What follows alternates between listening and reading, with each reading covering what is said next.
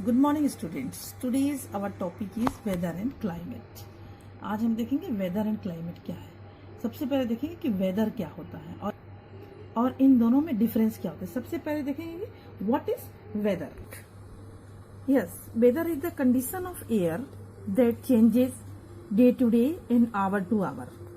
ये daily change होते हैं। ये एयर की वो कंडीशन होते हैं जो डेली चेंज होते हैं। जैसे कि देखो, अभी अगर गर्मी है तो हो सकता है शाम तक बादल आ जाए, बारिश भी हो सकती है। तो ये मौसम कभी भी बदल सकते हैं। सुबह की जो टेम्परेचर है और शाम के जो टेम्परेचर है उसमें डिफरेंस आ जाता है। तो ये सुबह के मौसम में भी, सुबह और शाम के दोनों के मौसम में परिवर्तन हो सकता है। जैसे आज अगर बहुत गर्मी है तो जरूरी नहीं कि कल गर्मी ही हो सकता है कि कल जो है वो मौसम ठंडा हो जाए। और जब वेदर में चेंज होता है तो सीजन्स चेंज होते हैं, सीजन बदलते हैं।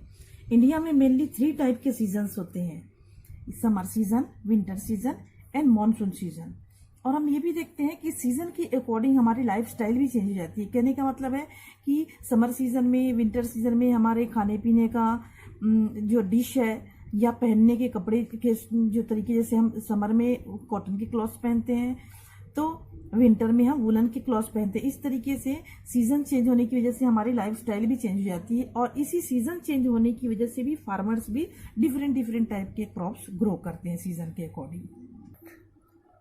Yes, now we will see what is climate. Climate क्या होता है? Weather condition that remain same for a long period of time and it covers a large part of an area, it is called climate. इसका मतलब है कि climate weather condition का वह weather condition है जो लंबे समय तक एक जैसा बना रहता है और एक बहुत बड़े एरिया को कवर करता है। वर्ल्ड के डिफरेंट पार्ट में डिफरेंट टाइप के क्लाइमेट्स होते हैं। वर्ल्ड को 7 क्लाइमेटिक रीजन में डिवाइड किया गया है।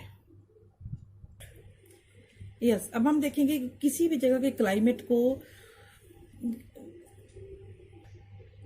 कौन कौन सी चीजें प्रभावित करती है।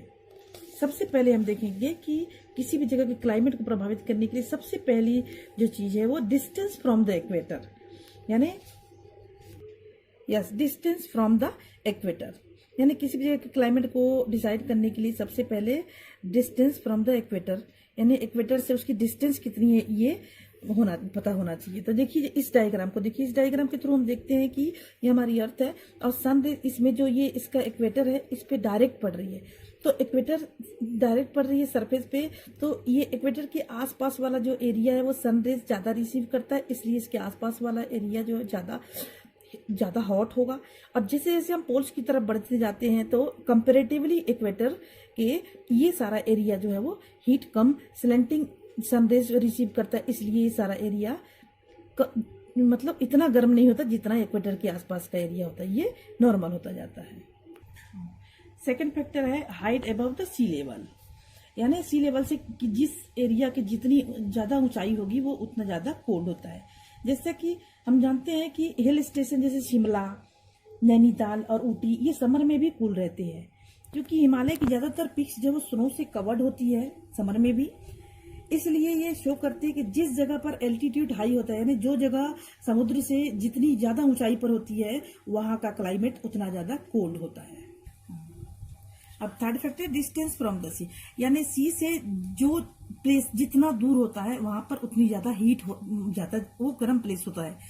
जैसे कि जो एरिया सी के आसपास होता है वहां का क्लाइमेट मॉडरेट होता है। मॉडरेट क्लाइमेट का मतलब होता है कि ना ज्यादा गर्मी होती है और ना ही ज्यादा ठंडक होती है। एग्जाम्पल में हम देखते हैं कि हमारी दिल्ली, जो हमारा दिल्ली है, हम दिल्ली और चेन्नई के क्लाइमेट में डिफरेंस देखते हैं कि चेन्नई तो कोस्ट के पास है लेकिन दिल्ली कोस्ट से दूर है, लेकिन फिर भी चेन्नई का क्लाइमेट जो है वो माइल्ड क्लाइमेट होता है। माइल्ड का मतलब होता है मॉडरेट, यानी ना ज्यादा गर्म होता है ना ज्यादा ठंडा होता है। वो इसलिए होता है क्योंकि वहां पे सी ब्रीज ब्लो होता है। सी ब्रीज क्या होता है कि जो एयर सी से लैंड की तरफ ब्लो होती है उसको सी ब्रीज कहते हैं। इसलिए वहां का क्लाइमेट, चेन्नई का क्लाइमेट मॉडरेट होता है, ना ज्यादा गर्म होता है ना ज्यादा ठंडा होता है।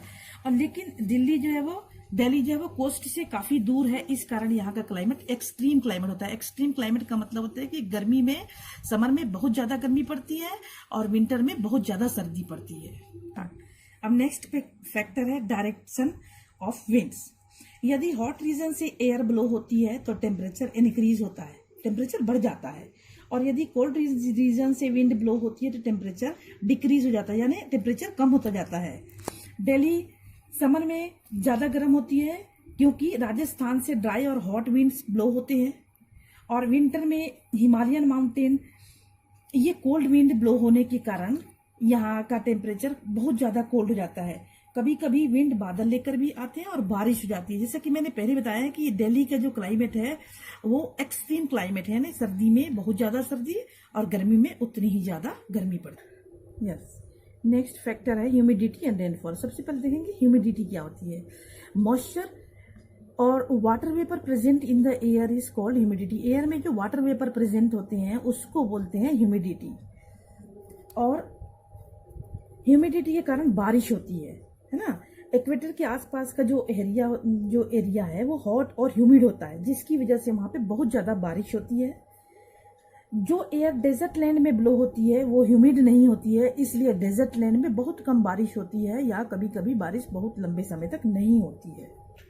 यस, टेम्परेचर के अकॉर्डिंग अर्थ को 3 हीट जोन्स में डिवाइड किया है, जैसा कि आप डायग्राम में देख रहे हैं। सबसे पहले टॉरिड जोन, ये सबसे ज़्यादा गर्म होता है क्योंकि सनरेज डायरेक्ट रिसीव करता है, इसलिए ये सबसे ज़्यादा गर्म रीजन होता है।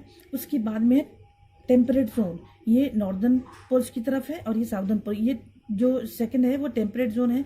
यहाँ पे सनरेज स्लैंटिंग पड़ती है, इस वजह से यहाँ का टेम्परेचर इसके अकॉर्डिंग ये ना ज़्यादा गर्म होता है ना ज़्यादा ठंडा होता है। और सबसे लास्ट में देखेंगे फ्रिजिड जोन, ये रहा नॉर्थ पोल और साउथ पोल पे फ्रिजिड जोन है।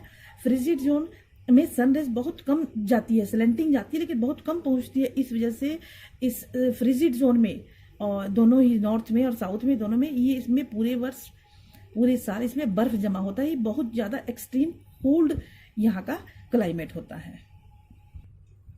Yes, it's all about the chapters.